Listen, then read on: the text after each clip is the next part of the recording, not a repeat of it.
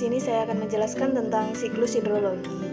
Jadi, siklus hidrologi itu adalah proses alami yang terjadi pada air, di mana proses terjadinya ini itu memiliki fungsi untuk menjaga keseimbangan ekosistem dan juga menyediakan sumber daya air, baik itu bagi manusia, hewan, dan juga tumbuhan. Nah, secara garis besar, proses siklus hidrologi itu meliputi dari yang pertama itu dari air yang ada di permukaan laut, sungai, dan juga danau-danau itu mengalami penguapan. Nah, proses ini itu disebut dengan evaporasi. Selanjutnya, air yang ada di permukaan bumi seperti dari tumbuh-tumbuhan itu mengalami juga penguapan ke atmosfer. Nah, proses ini itu disebut dengan proses transpirasi. Selanjutnya, air yang menguap ke atmosfer tadi itu mengalami peralihan secara horizontal dari uap air udara. Nah, peralihan ini disebut dengan proses kondensasi. Selanjutnya ada proses perubahan dari gas menjadi ke butiran-butiran cair yang selanjutnya akan turun ke bumi. Nah, proses ini tuh disebut dengan proses presipitasi atau sering kita sebut sebagai hujan.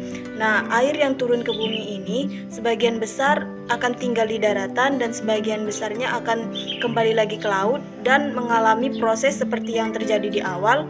Nah, proses ini juga disebut sebagai run up. Selanjutnya, di dalam penggunaan sumber daya air ini terjadi masalah-masalah yang akan timbul seperti masalah-masalah bagaimana cara kita untuk mendistribusikan air ini ke berbagai sektor-sektor dan juga menjaga kapasitas air ini, serta bagaimana cara pengolahan air ini, berapa harga yang akan ditentukan untuk mengelola air ini, serta siapa yang perlu mengelola air ini, yang memegang kelola dalam penggunaan sumber daya air, agar air ini bisa terdistribusi ke berbagai daerah-daerah dan juga berbagai sektor perusahaan sehingga semua mendapat andil dari penggunaan air tersebut.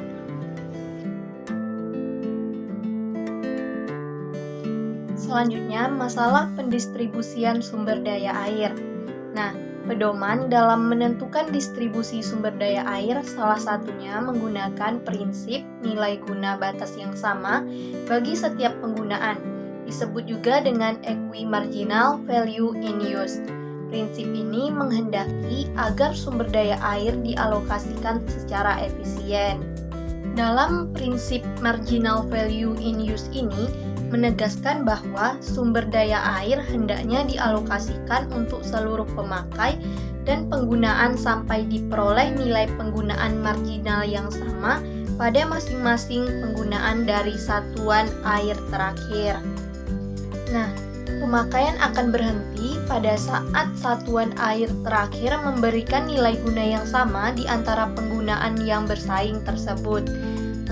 Terdapat pada grafik di mana menjelaskan bahwa marginal value irigasi berpotongan dengan marginal value industri. Nah, itu menggambarkan atau menunjukkan pada keadaan itu penggunaan air mencapai tingkat paling efisien atau disebut juga marginal value 1 atau irigasi sama dengan marginal value use industri atau MVU2. Selanjutnya, penentuan harga air. Nah, pada dasarnya harga air itu selalu sama untuk semua macam penggunaan maupun semua macam pengguna. Bila pendistribusiannya didasarkan pada prinsip equi-marginal value in use. Perbedaan harga air hanya akan terjadi karena adanya perbedaan biaya yang harus dibebankan kepada konsumen. Misalnya, karena ada biaya kapasitas, kemudian biaya pelanggan, dan lain-lain. Sebagai contoh, seorang konsumen yang letaknya atau tempatnya lebih tinggi atau yang lebih jauh dari sumber air akan dibebani biaya pompa atau biaya penyerahan yang lebih tinggi yang nantinya akan tercermin pada perbedaan harga air yang harus dibayar. Nah, namun demikian tidak menutup kemungkinan adanya diskriminasi harga.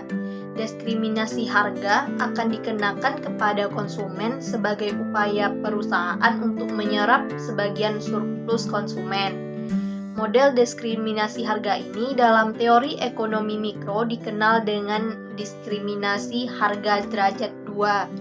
Diskriminasi harga semacam ini akan merangsang konsumen untuk mengkonsumsi air lebih banyak lewat potongan harga, yaitu semakin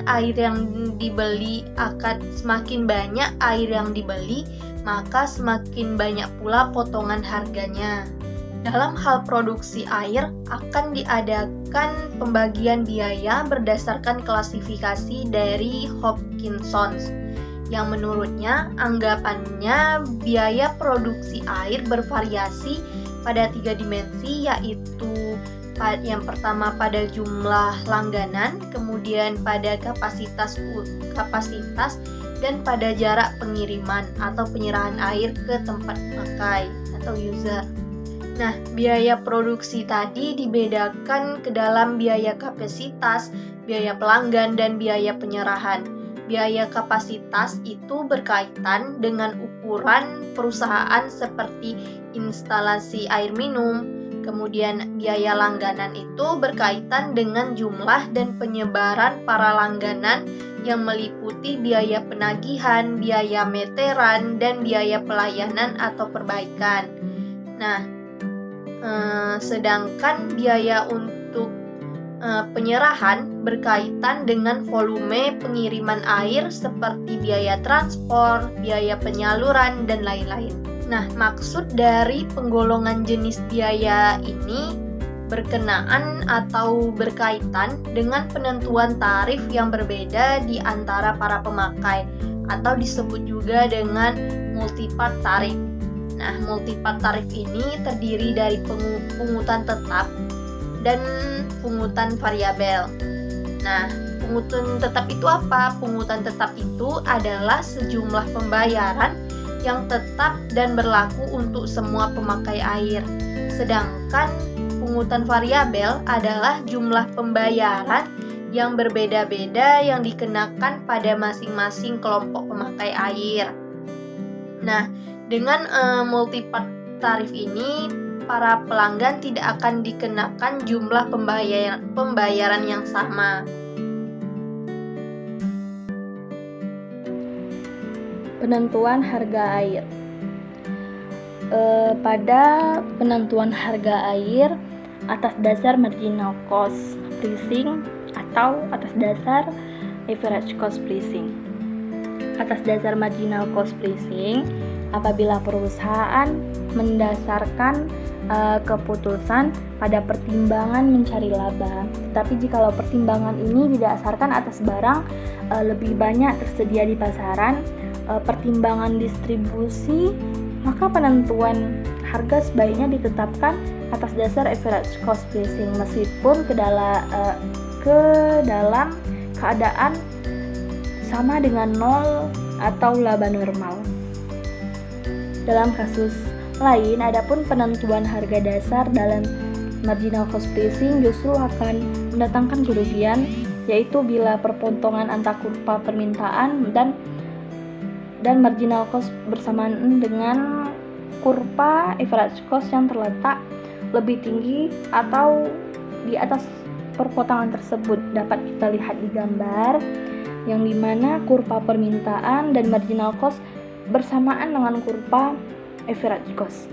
Ada beberapa cara agar kerugian perusahaan tidak berjalan terus, yaitu pertama melalui pemberian subsidi oleh pemerintah, kedua yaitu adanya berusaha untuk menyerap sebagian dari consumer surplus, ketiga yaitu dengan sistem 2 tarif, yang keempat yaitu dengan diskriminasi harga. Dan adapun studi kasus perkiraan kebutuhan akan air di daerah pengaliran sungai atau DPS Kali Progo, yaitu yang dimana dilatar belakangi studi perkiraan kebutuhan akan air di daerah pengaliran sungai Kali Progo adalah Didasarinya peranan penting Kali Progo sebagai sumber penyediaan air bagi sebagian besar kegiatan ekonomi di daerah pengairan Sungai Kali Progo. Untuk sampai pada perkiraan berapa besarnya kebutuhan akan air di daerah pengairan Sungai Kali Progo pada saat ini dan kemudian memproyeksikan air tahun 2000. Langkah pertama yaitu mengkelompokkan sektor yang kegiatan utama atas dasar kebutuhan akan air pada perekonomian di setiap daerah tingkat kedua. Dengan mengetahui tingkat kegiatan masing-masing sektor perekonomian. Sektor perekonomian itu dapat diperkirakan volume kebutuhan akan air untuk sektor-sektor tersebut. Lalu, angka-angka proyeksi kegiatan untuk tahun-tahun mendatang bila dikalikan kebutuhan standar akan air akan diperoleh angka perkiraan kebutuhan untuk masing-masing sektor tahun bersangkutan. Terima kasih. Baiklah, saya Nur Afnidi Septiana dengan NIM D1B021215. Di sini akan melanjutkan materi yang telah dijelaskan oleh teman saya tadi. Dari studi kasus perkiraan kebutuhan akan air di daerah pengaliran Sungai Kali Progo, maka dapat disimpulkan hal-hal seperti di mana kebutuhan akan air untuk seluruh DPS Kali Progo akan meningkat dari 246.238 liter per detik pada tahun 1980 menjadi 374.915 liter per detik pada tahun 2000, yaitu dengan laju peningkatan kebutuhan sebesar 2,13% per tahun antara tahun 1980 dan tahun 2000. Di poin kedua, sektor pertanian merupakan sektor yang paling besar kebutuhannya akan air, yang yaitu meliputi sejumlah sekitar 97% dari total kebutuhan air dalam perekonomian. Selanjutnya, setelah sektor pertanian, maka sektor industri menduduki urutan kedua sebagai konsumen terbesar atau sekitar 3%, baru kemudian sektor rumah tangga sekitar 1%. Akhirnya, secara keseluruhan dapat disimpulkan bahwa kebutuhan akan air pasti selalu meningkat dari tahun ke tahun, walaupun ada sektor yang justru berkurang kebutuhan airnya. Karena semakin menyempitnya kegiatan yang bersangkutan, khususnya sektor pertanian. Sektor-sektor yang mengalami pertumbuhan kebutuhan akan air dan yang paling menonjol adalah sektor-sektor industri, pariwisata, transportasi, perbankan, dan pendidikan. Dari studi ini pula timbul beberapa implikasi, yang dimana diperlukan studi tentang tersedianya air di daerah pengairan Sungai Kali Progo. Diperlukan pengetahuan tentang kondisi tanah yang ada, macam tanaman, pola tanam, koefisien penggunaan air setiap jenis tanaman, serta perhitungan besarnya aliran balik ke air masing-masing sungai. Selanjutnya, perlu diteliti consumptive use akan air bagi sektor-sektor lain di samping sektor pertanian, industri, dan perumahan, sehingga berguna untuk mengetahui return flow air di sektor-sektor ini. Terus, diusahakan pengelolaan sumber daya air di seluruh daerah pengaliran Sungai Kali Progo guna mengimbangi perkembangan kebutuhan akan air yang selalu meningkat. Selanjutnya, walaupun sektor pertanian sedikit berkurang peranannya dalam perekonomian, ia harus tetap mendapat perhatian yang utama dalam hal penyediaan airnya. Namun, harus diperhatikan pula bahwa sektor industri dan lain-lain semakin berkembang pula. Bagi Kota Madya Yogyakarta dan Kota Madya Magelang, penyediaan air perlu ditingkatkan dalam hal kualitasnya. Guna peningkatan penyediaan air untuk memenuhi kebutuhan akan air, peningkatan efisiensi penggunaan air perlu ditingkatkan, baik di tingkat primer, sekunder, maupun tersier. Sekian yang dapat saya sampaikan. Terima kasih. Wassalamualaikum warahmatullahi wabarakatuh.